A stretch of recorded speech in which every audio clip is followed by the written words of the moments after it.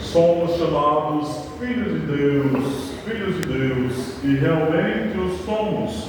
Por isso, podemos rezar confiantes. Pai nosso, que estais no céu, santificado seja o vosso nome.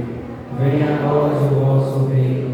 Seja feita a vossa vontade, assim na terra como no céu.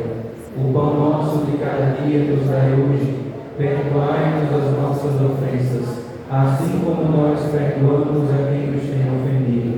E não nos deixeis cair em tentação, mas livrai-nos do mal. livrai-nos de todos os males, ó Pai, e dai-nos hoje a vossa paz.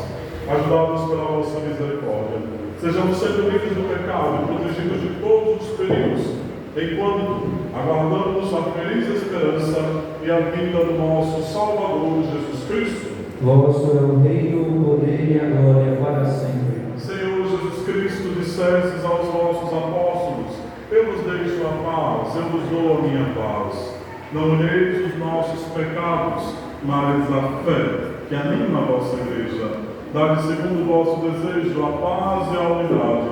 Vós que sois Deus com o Pai e o Espírito Santo. Amém. A paz do Senhor esteja sempre convosco. O amor de Cristo nos uniu. Como filhos e filhas do Deus da paz, saudai-nos com um gesto de comunhão fraterna. Paz seja convosco. Paz de Cristo, paz que vem do amor e desejo irmão. Paz que é felicidade de viver em você, Cristo nosso irmão. Se algum dia na vida você de mim precisar, saiba que sou seu amigo, pode comigo contar. O mundo dá tantas voltas e a gente vai se encontrar. É uma volta da vida, a sua mão apertar. Paz de Cristo, paz que vem do amor e desejo irmão. Paz que é felicidade viver em você, Cristo nosso irmão.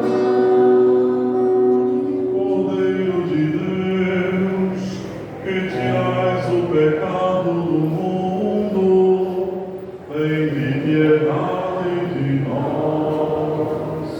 Cordeiro de Deus, que tirais o pecado